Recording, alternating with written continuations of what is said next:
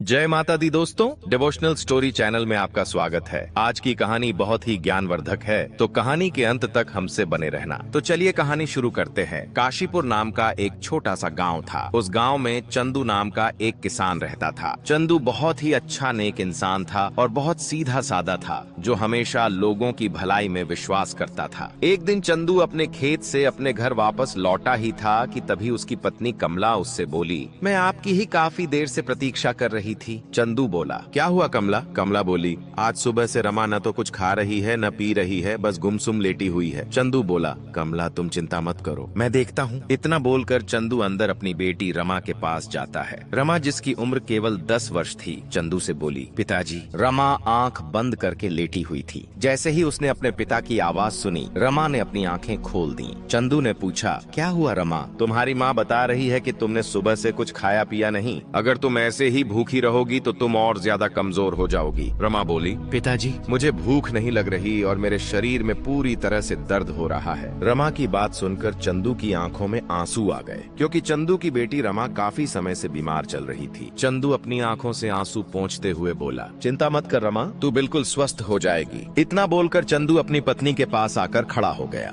कमला बोली, आखिर आप रमा को और मुझे कब तक झूठी तसल्ली देते रहेंगे? आखिर मेरी बेटी को ऐसी कौन सी बीमारी लग गई है जो वह ठीक होने का नाम ही नहीं ले रही? चंदू बोला, तुम चिंता मत करो कमला, रमा की वजह से ही मैं खेत में कड़ी मेहनत कर रहा हूँ। मेरी फसल गांव में सबसे ज्यादा अच्छी होगी। कल फसल की कटाई है। कल मैं फसल को राज्य में अच्छे दामों में बेच कर आऊंगा और उसके बाद हम अपनी बेटी रमा का किसी अच्छे वैद्य जी के पास इलाज कराएंगे। कमला दुखी होते हुए बोली, हमारी बेटी ठीक तो हो जाएगी ना? चंदू बोला, कमला मैं हमेशा लोगों की भलाई के बारे में सोचता रहा हूँ और बचपन से मैंने एक ही बात सीखी है, अच्छे के साथ अच्छा ही होता है। मैंने किसी का बुरा नहीं किया, तो विश्वास करो मेरे साथ भी बुरा नहीं होगा। इतना बोलकर चंदू अपने घर से बाहर चला गया। कुछ देर तक चंदू गहरी सोच में गुमसुम चलता हुआ एक झोपड़ी के पास खड़ा हो गया। उस झोपड़ी के बाहर एक बूढ़ा व्यक्ति बैठा हुआ था, जो कि चंदू के गांव का एक बहुत बड़ा वैद्य था। वैद्य जी चंदू की ओर देखकर बोले, क्या हुआ चंदू, तुम्हारे चेहरे पर चिंता की लकीरें क्यों झलक रही हैं? चंदू बोला, आज मेरी बेटी रमा ने सुबह से कुछ नहीं खाया और आज मेरी पत्नी भी मुझसे पूछ रही थी कि आखिर रमा को ऐसी कौन सी बीमारी लग गई है जो वह ठीक होने का नाम ही नहीं ले रही। इतना बोलकर चंदू फूट फूट कर रोते हुए वैद्य से दोबारा बोला, अब मैं अपनी पत्नी से ज्यादा दिन तक झूठ नहीं बोल पाऊंगा। चंदू की बात सुनकर वैद्य कुछ देर तक गहरी सोच में डूबे रहे। कुछ देर बाद वह चंदू के चेहरे को बहुत ही गौर से देखते हुए बोले, देखो चंदू, मैंने तुमसे पहले ही कहा था कि तुम्हारी बेटी को एक विचित्र बीमारी है और उसका इलाज संभव नहीं है, लेकिन मैं तुमसे यह नहीं कहूंगा कि तुम उसका किसी दूसरे वैद्य से इलाज नहीं करवाओ। रामनगर राज्य में एक बहुत बड़े वैद्य रहते हैं, जो कि मेरे गुरुजी भी हैं। तुम्हें जाकर उनसे मिलना चाहिए, परंतु वहां जाने से पहले तुम्हें धन का इंतजाम कर लेना चाहिए। कल मैं अपनी फसल काट कर राज्य में अच्छे दामों पर बेच कर आऊंगा और फिर उसके बाद मैं अपनी बेटी को उन्हीं वैद्य के पास ले जाऊंगा जो आपके गुरु हैं। मुझे विश्वास है कि मेरी बेटी सही हो जाएगी। वैद्य बोले, ईश्वर करे ऐसा ही हो। वैद्य की बात सुनकर चंदू अपने घर पर चला गया। अगली सुबह जब चंदू अपने खेत की फसल कटाई के लिए जाने ही वाला था कि तभी गांव का मुखिया दौड़ते हुए चंदू के घर पर आ पहुंचा और चंदू से बोला, चंदू गजब हो गया। चंदू बोला, क्या हुआ मुखिया जी, आप इतने घबराए हुए क्यों हैं? मुखिया बोला, जो खबर मैं लेकर आया हूँ उसे सुनकर तुम भी घबरा जाओगे, जल्दी बताइए। मुखिया जी क्या हुआ? चंदू ने पूछा। मुखिया बोला, कल रात तुम्हारी फसल में आग लग गई, तुम्हारी फसल जलकर राख हो गई। मुखिया की बात सुनकर चंदू दौड़ता हुआ अपने खेत में पहुंच गया। चंदू ने देखा कि उसकी सारी फसल जलकर राख हो चुकी थी। चंदू अपना सिर पकड़कर रोने लगा। तभी वहां मुखिया आ पहुंचा। चंदू मुखिया की ओर देखकर रोते हुए बोला, अब मैं क्या करूं मुखिया जी? सोचा था कि इस फसल को बेचकर अपनी बिटिया रमा का रामनगर राज्य के वैद्य से इलाज करवाऊंगा, अब मैं क्या करूं समझ में नहीं आ रहा। मुखिया चंदू से बोला, चंदू तुम्हारे खेत में आग कैसे लगी? चंदू रोते हुए बोला, आप नहीं जानते, मेरी फसल में आग नहीं लगी, बल्कि मेरी जी तोड़ मेहनत में आग लगी है।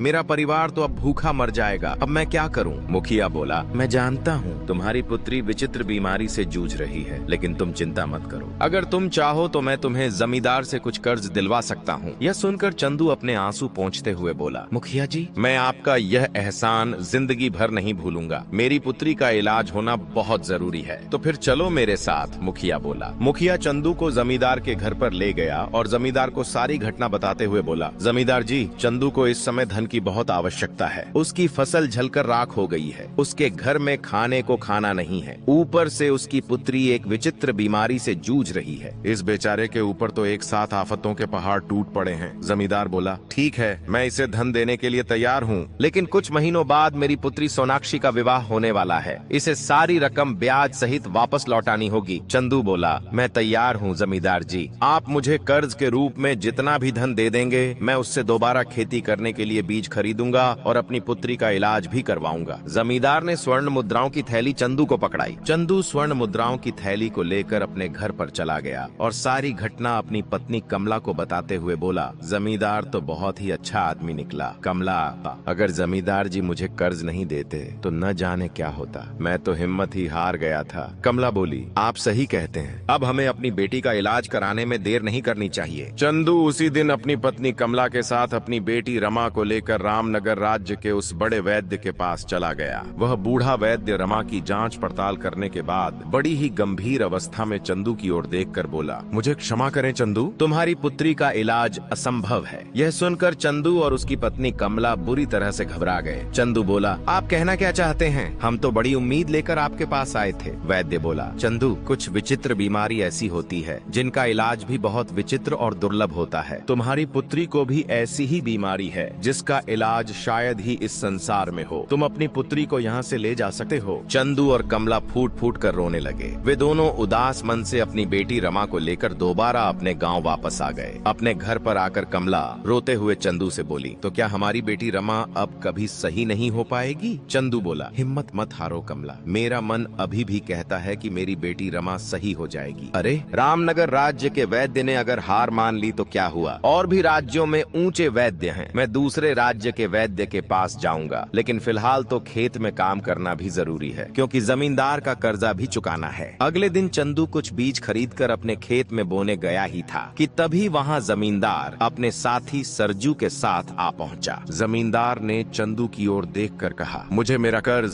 सूद सहित वापस चाहिए। जमींदार की बात सुनकर चंदू बुरी तरह चौंक पड़ा। यह आप क्या कह रहे हैं जमींदार जी? अभी परसों ही तो मैंने आपसे कर्ज लिया था, इतनी जल्दी मैं आपका कर्ज सूद सहित कैसे वापस कर सकता हूँ? चंदू की बात सुनकर जमींदार के बगल में खड़ा उसका मित्र जोर जोर से हंसता हुआ बोला, तुम मूर्ख हो चंदू, तुमने यह भी सोचने की कोशिश नहीं की कि तुम्हारे खेतों में आग कैसे लगी? चंदू हैरान होकर बोला, मैं तुम्हारी बात का मतलब नहीं समझा। जमींदार बोला, इसकी बात का मतलब मैं तुम्हें समझाता हूँ चंदू। दरअसल मेरी नजर तुम्हारे खेत पर काफी समय से थी, मैंने ही तुम्हारे खेत में आग लगाई थी। जमींदार की बात सुनकर चंदू बुरी तरह चौंक पड़ा। जमींदार फिर बोला, हाँ, मैंने ही आग लगाई थी। मैं जानता था कि तुम्हारी पुत्री बीमार है और उसे इलाज की बहुत ज्यादा आवश्यकता है। तुम इस गांव में घूम फिर कर कर्ज लेने के लिए आखिरकार मेरे पास ही आओगे, और मेरी किस्मत तो देखो, मुखिया जी स्वयं तुम्हें मेरे पास ले आए। चंदू गुस्से से बोला, यह तो गलत है जमींदार, किसी की मुसीबत का फायदा उठाकर कोई भी इंसान सुख से नहीं जी पाया। जमींदार हंसते हुए बोला, ये बातें सिर्फ सुनने में अच्छी लगती हैं चंदू, इससे पहले कि मैं तुम्हें तुम्हारे खेत से धक्के मारकर बाहर निकालूं, यहाँ से निकल जाओ। आज से यह खेत मेरा है, क्योंकि मैं जानता हूँ कि तुम मेरी रकम सूद सहित 7 जन्मों तक नहीं चुका सकते। चंदू समझ गया कि जमींदार की नीयत उसके खेत पर पूरी तरह खराब हो चुकी है। वह निराश होकर आंखों में आंसू लिए अपने घर की ओर चल पड़ा। आधे रास्ते में वह एक वृक्ष के नीचे बैठकर फूट फूट कर रोने लगा। चंदू को नहीं पता था कि जिस वृक्ष के नीचे वह रो रहा था, उसके पीछे एक साधु बैठे हुए थे। चंदू के रोने की आवाज सुनकर साधु महाराज चौंक पड़े। वे चंदू के पास आकर बोले, क्या हुआ, तुम रो क्यों रहे हो? चंदू रोते हुए सारी घटना साधु को बताते हुए बोला, मेरी बेटी मौत की कगार पर खड़ी है और मेरा खेत भी जमींदार ने मुझसे छीन लिया। साधु महाराज बोले, तुम्हारे साथ वास्तव में बहुत बुरा हुआ है, लेकिन अगर तुम्हारे साथ इतना बुरा नहीं हुआ होता तो मैं तुम्हें यह रहस्य कभी नहीं बताता। चंदू चौंक कर बोला, कौन सा रहस्य? साधु महाराज बोले, एक ऐसा रहस्य जिससे तुम्हारी पुत्री की विचित्र बीमारी ठीक हो सकती है और तुम इतने धनवान हो सकते हो जिसकी तुम कल्पना भी नहीं कर सकते। साधु की बात सुनकर चंदू बोला, साधु महाराज, मैं केवल यही चाहता हूँ कि मेरी पुत्री स्वस्थ हो जाए। धन का क्या है, धन तो आता जाता रहता है, मैं मेहनत करके कभी भी धन कमा सकता हूँ। साधु महाराज मुस्कुराए और बोले, मुझे तुम्हारी यह बात बहुत अच्छी लगी, अब मेरी बात ध्यान से सुनो। यहाँ से कुछ दूर एक घना और विचित्र जंगल पड़ता है। कहते हैं कि उस जंगल में एक बहुत ही सुंदर झील बहती है। उस झील के किनारे एक दुर्लभ जादुई कमल का फूल खिलता होता है। वह फूल केवल वही व्यक्ति प्राप्त कर सकता है जिसका मन लोभ और ईर्ष्या से दूर हो और जिसके मन में दूसरों के प्रति प्रेम और दया की भावना हो। जैसे ही तुम उस फूल को अपनी पुत्री के शरीर से स्पर्श करोगे, वह पूरी तरह स्वस्थ हो जाएगी और यदि तुम एक बार उस जादुई फूल से जितना भी धन मांगोगे, तुम्हारे पास उतना ही धन आ जाएगा। लेकिन इसके बाद वह फूल हमेशा के लिए गायब हो जाएगा। परंतु उस फूल तक पहुंचना एक असंभव कार्य है। साधु की बात सुनकर चंदू आत्मविश्वास से भरे लहजे में बोला, अपनी बेटी की जान बचाने के लिए मैं किसी भी बड़े से बड़ा खतरा उठाने के लिए तैयार हूँ। साधु महाराज बोले, तो फिर देर मत करो, यहाँ से दाईं ओर मुड़ जाओ और आगे बढ़ते जाओ। चंदू तुरंत दाईं ओर दिशा में चल पड़ा। वह सुबह से शाम तक पैदल चलता रहा। रात तक वह बुरी तरह थक चुका था। उसके पैर जवाब दे चुके थे। थक हार कर वह एक घने वृक्ष के नीचे कुछ देर आराम करने के लिए बैठ गया। जैसे ही चंदू आराम करने बैठा, उसने देखा कि एक सुंदर हिरण उसकी कुछ ही दूरी पर दौड़ता हुआ आकर खड़ा हो गया। अगले ही पल झाड़ियों से एक शेरनी निकली और हिरण के ठीक सामने आकर उसे घूरने लगी। शेरनी को देखकर हिरण बुरी तरह डर गया। चंदू यह दृश्य बड़े गौर से देख रहा था। हिरण वहां से भागने ही वाला था कि तभी शेरनी ने मनुष्य की आवाज में कहा, तुम मुझसे ज्यादा तेज नहीं भाग सकते। शेरनी के मुंह से इंसानी आवाज सुनकर चंदू बुरी तरह चौंक पड़ा। तभी हिरण भी इंसानी आवाज में बोला, मुझे जाने दो। शेरनी बोली, नहीं, मुझे बहुत जोरों की भूख लगी है, मैं तुम्हें नहीं जाने दे सकती। शेरनी ने गर्जना करते हुए कहा। तभी हिरण ने दया भरी नजरों से चंदू की ओर देखते हुए बोला, तुम तो मनुष्य हो, क्या तुम मेरी जान बचा सकते हो? न जाने क्यों। हिरण की यह बात सुनकर चंदू को उस पर बहुत तरस आ गया। उसने शेरनी की ओर देखकर कहा, तुम तो शेरनी हो, फिर तुम इंसान की आवाज में कैसे बात कर सकती हो? शेरनी बोली, मैं एक मायावी शेरनी हूँ। चंदू ने हैरानी से पूछा, अगर तुम मायावी शेरनी हो तो फिर यह हिरण भी मायावी हुआ?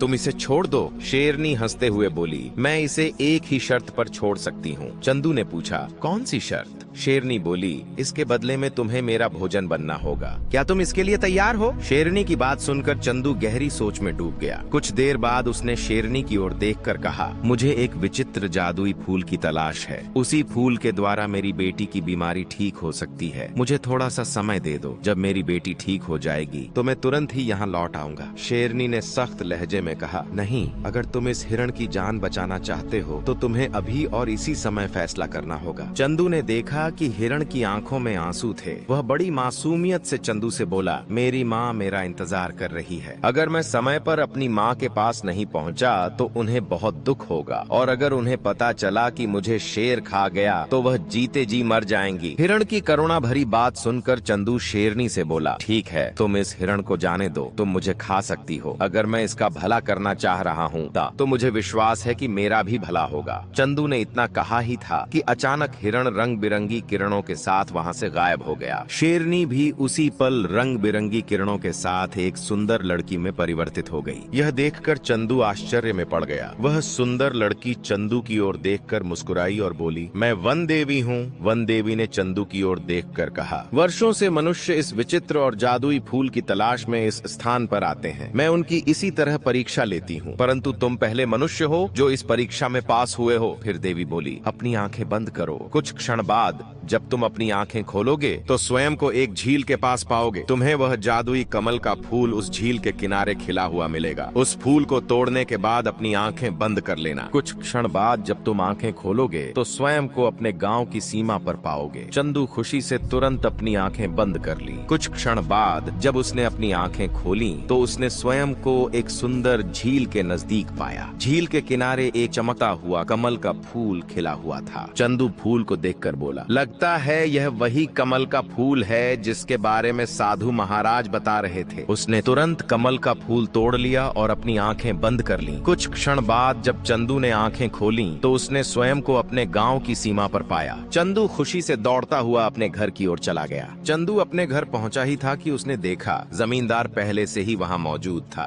लेकिन यह वही अहंकारी जमींदार नहीं था। वह रो रहा था। जमींदार फूट फूट कर बोला, मुझे क्षमा कर दो चंदू, मुझे मेरे किए की सजा मिल गई। कल रात मेरी बेटी बुरी तरह बीमार पड़ गई। मैंने बड़े बड़े वैद्यों को दिखाकर देख लिया, परंतु कोई उसे ठीक नहीं कर सका। वैद्य कहते हैं कि वह बच नहीं सकेगी। फिर वह रोते हुए कहने लगा, अब मुझे एक नहीं बल्कि दो दो अर्थियों का इंतजाम करना है। मेरी पत्नी अपनी बेटी से बहुत प्रेम करती है। अगर मेरी बेटी इस दुनिया से चली गई गई तो वह भी यह सदमा बर्दाश्त नहीं कर पाएगी। जमींदार की बात सुनकर चंदू की आंखों में भी आंसू आ गए। चंदू बोला, मेरे हाथ में जो यह कमल का फूल देख रहे हो, यह एक चमत्कारी फूल है। अगर इसे अपनी बेटी के शरीर से स्पर्श करोगे तो वह बिल्कुल स्वस्थ हो जाएगी। मैं इसे विचित्र जंगल से अपनी बेटी की बीमारी को ठीक करने के लिए तोड़कर लाया था। जमींदार चौंक कर बोला, तब तो तुम्हें इसे अपनी बेटी के लिए इस्तेमाल करना चाहिए। चंदू ने जमींदार की ओर देखा और हल्की मुस्कान के साथ बोला, मुझसे तुम्हारा दुख देखा नहीं जा रहा। तभी चंदू के हाथ से वह फूल गायब हो गया और रंग बिरंगी किरणों के साथ एक सुंदर पुरुष वहां प्रकट हो उठा। सुंदर पुरुष चंदू की ओर देखकर बोले, तुम वाकई मन के सच्चे इंसान हो चंदू, तुम्हारे कारण मैं आज श्राप से मुक्त हो गया हूँ। चंदू आश्चर्य से बोला, आप कौन हैं? सुंदर पुरुष बोले, तुम जिस झील के किनारे से वह कमल का पुष्प तोड़कर लाए थे, मैं उसी झील का मायावी राक्षस था। एक दिन मैंने एक साधु की साधना भंग कर दी थी। क्रोधित होकर उन्होंने मुझे श्राप दे दिया, जिससे मैं कमल के फूल में परिवर्तित हो गया। फिर उन्होंने आगे कहा, कुछ देर बाद साधु को मुझ पर दया आ गई। उन्होंने कहा कि जब भी कोई व्यक्ति जिसका हृदय सोने की तरह शुद्ध होगा मुझे तोड़ेगा, तब मैं इस श्राप से मुक्त हो जाऊंगा। तुमने मुझे श्राप से मुक्त किया है चंदू, इसलिए मैं तुमसे कहता हूँ, मांगो। क्या मांगते हो? चंदू बोला, पहले तो मैं केवल यही चाहता था कि मेरी बेटी रमा की बीमारी ठीक हो जाए, परंतु अब मैं चाहता हूँ कि जमींदार की बेटी भी स्वस्थ हो जाए। सुंदर पुरुष मुस्कुराकर बोले, तुम इससे अधिक भी मांग सकते हो चंदू। चंदू ने विनम्रता से उत्तर दिया, बस मैं यही चाहता हूँ कि जीवन भर स्वस्थ रहूं, क्योंकि मनुष्य का असली धन उसका स्वास्थ्य ही होता है। सुंदर पुरुष बोले, ठीक है चंदू, ऐसा ही होगा। इतना कहकर वह दिव्य पुरुष वहाँ से गायब हो गए। उसी क्षण चंदू की बेटी रमा पूरी तरह स्वस्थ हो गई। जमींदार ने यह सब देखा तो भावुक होकर चंदू से कहा, मुझे क्षमा कर दो